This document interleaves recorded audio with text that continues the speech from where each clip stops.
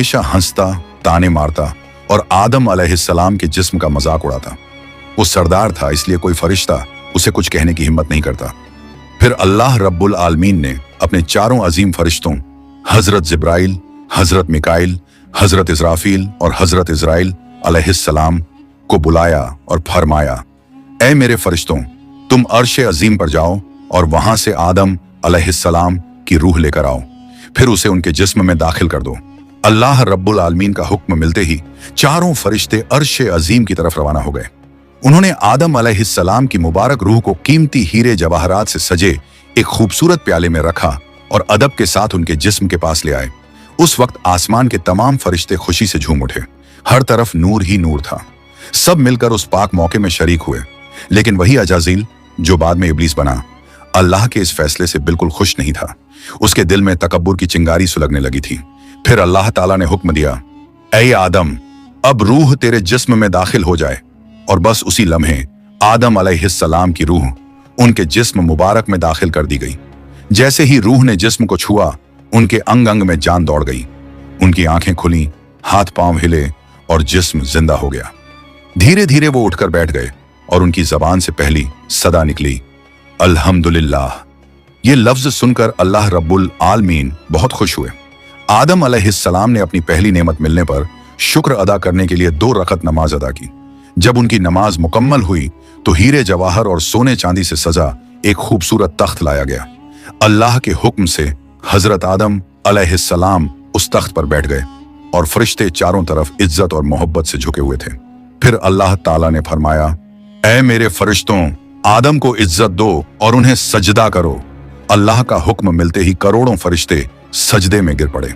हर तरफ नूर का सैलाब फैल गया। जब फरिश्तों ने सजदे से सिर उठाया तो देखा सिर्फ अजाजील खड़ा रह गया। बाकी सब आदम अलैहिस्सलाम को सजदा कर चुके थे, मगर अजाजील के चेहरे पर नफरत और घमंड साफ झलक रहा था। तब अल्लाह ताला ने अजाजील की तरफ रुक करके फरमाया, ऐ अजाजील, तूने मेरा हुक्म क्यों नहीं माना? अजाजील ने घमंड भरे लहजे में कहा, आपने आदम को मिट्टी से पैदा किया और मुझे आग से बनाया। आग की फितरत तो ऊपर उठने की है और मिट्टी की फितरत नीचे गिरने की। तो अगर किसी को सजदा करना चाहिए तो आदम को मुझे करना चाहिए। अजाजील की ये बात सुनकर अल्लाह रब्बुल आलमीन का गजब भड़क उठा। अल्लाह ने फरमाया, ऐ नाफरमान, तू यहां से निकल जा। तूने मेरा हुक्म नहीं माना। आज से तू हमेशा के लिए लानत और सजा का हकदार बन गया। बस उसी वक्त जो कभी फरिश्तों का सरदार था, वो लानत के साथ इब्लीस और शैतान बन गया। जब उसे जन्नत से निकाला गया तो वो रोने लगा और कहने लगा, ऐ अल्लाह, मैंने कितने अरसे तक तेरी इबादत की है, फरिश्तों को सिखाया है, तेरी खिदमत की है, तो तेरी रहमत से कुछ मांगना चाहता हूं। मेरी इल्तिजा कबूल कर ले। अल्लाह ताला ने फरमाया, क्या चाहता है तू? शैतान बोला, ऐ मालिक, मुझे कयामत तक की जिंदगी अता कर दीजिए। अल्लाह ने फरमाया, ठीक है, तुझे कयामत तक की जिंदगी दे दी जाएगी। फिर शैतान ने कहा, ऐ मालिक, आज जिस बनी आदम की वजह से मैं जन्नत से निकाला गया, उनके जिस्म, उनकी रगों में मैं दाखिल हो सकूं, ये ताकत मुझे अता कर दीजिए।